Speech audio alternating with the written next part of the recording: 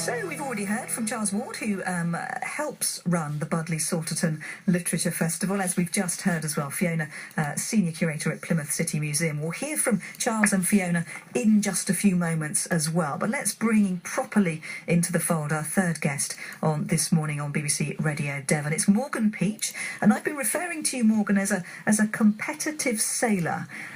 You represent our country, don't you? You have done, yeah? Yeah, represent GBR, Great Britain. Yes, that's good. Fantastic. So in what events do you do that? What specifically is your event?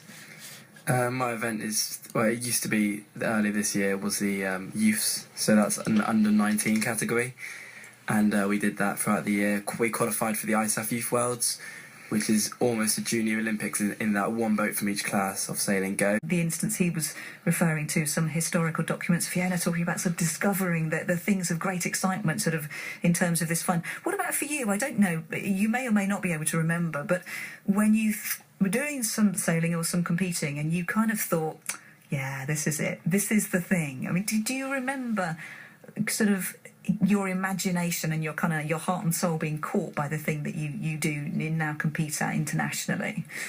Yeah, some of the things that I find so captivating are the geography of it. Mm-hmm. So, for example, when we sailed in Italy earlier this year, or last year even, we sailed somewhere called Lake Garda, which basically has two massive cliff faces all around the lake. So you have sort of a mile-high cliff faces, and you go as close to them as possible, and that is just absolutely fascinating to see. Another place which has been amazing was when we went to Hamilton Island in the Whitsunday Islands in Australia in 2012. That was a great place to go. Just the weather, the atmosphere. You were sailing in between islands against racing. I mean, it's hard to concentrate when you're in such a beautiful area, but it was truly amazing. And is that one of the attractions of your discipline? I mean, because you mentioned you love to compete, but obviously the thing you've chosen to compete in and do very well, obviously, is sailing.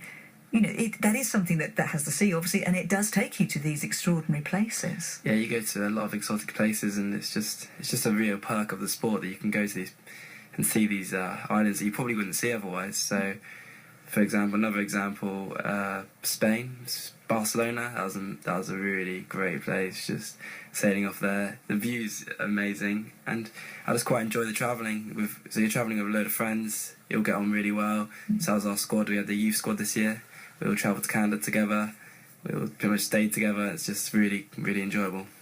And do you, are you aware of the sort of, the romance of it, really? You know, do you sort of read stories of sailors who've sailed in the past, however recently, Ellen MacArthur, or, you know, going back to the 1500s or whatever? Are you interested in that side of it? Yeah, what's really great is how everyone's sailing sort of community. So, for example, when you're at a yacht club, you can just speak to everyone, and everyone has their own stories to tell on the sport. So, yeah, you do know a lot of them. Also, I've actually had a talk from Ellen MacArthur before, telling us about her experiences on the PowerPoint. So it's really fascinating. I don't know her, but I've seen her delivering kind of talks, as it were. She's an extraordinary person, I think. Very, yeah. My word. So inspirations, that's something that kind of brings in there. Charles, I wonder if listening to Morgan there, talking about those beautiful exotic locations. We should point out, of course, you probably have to go out in February in the rain off whatever, don't you? And that's not quite so glamorous.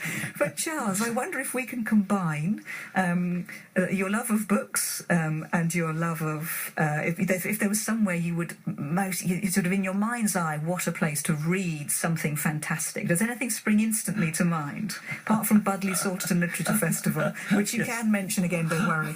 They're really helpful because a lot of them are experienced. So, for example, our coach Nick Redding, he's gone through the exact same pathway we have, and now he can just feed back all the information and lessons that he learned, which just helps to bring us forward in the sport in a lot easier. And presumably things like there's a whole lot of technical stuff, because it's incredibly technical discipline, sailing. Not only have you got to know, be able to operate a piece of machinery, but you have to operate it within a constantly changing situation such as the sea.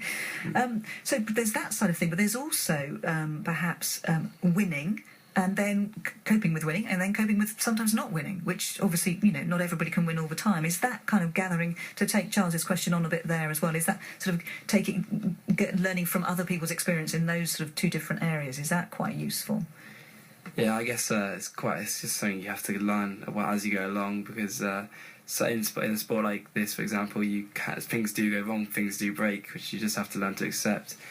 And so we've had a couple of events where things have broken, no fault of our own maybe. Someone's hit us, which wasn't really in the wrong, but we've suffered for that. And if you have a senior coach who's gone through what you've gone through before, he can just help guide you through that, keep you calm, and then you can go out on the next event and show them what's what. Fantastic. And Fiona, I'm guessing sort of learning from those who've been sort of within your discipline for a few more years, as it were.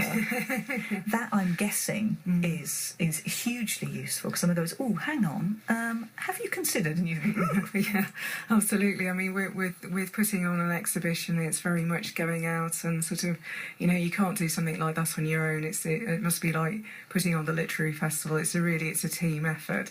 So although you become a spokesperson, it's an awful lot of people and an awful lot of expertise that go into doing something like that, and you are sort of going out there and trying to get the best information you can for the different aspects that you need to do. But also sometimes it's being a little bit experimental as well, and sort of we have done things with Exeter University and Plymouth College of Art, so to put in little things in the exhibition which take it in slightly different directions as well. What's your next competition? As I said earlier, we've just started sailing a new class, so we're just trying to come to grips with that at the moment.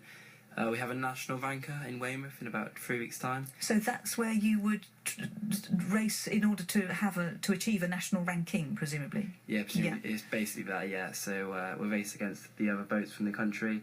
We'll get seeded our ranking after a couple of those events.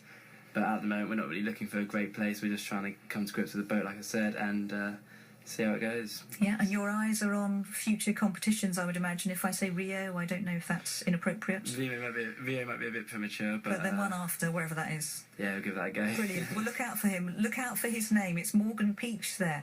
He sails competitively. He's from Torbay. He's only 17, and good luck with your A-levels. Excellent stuff.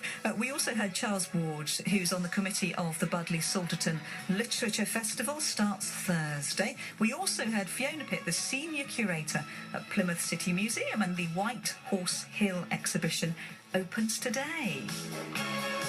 Thank you sincerely to all of those. And don't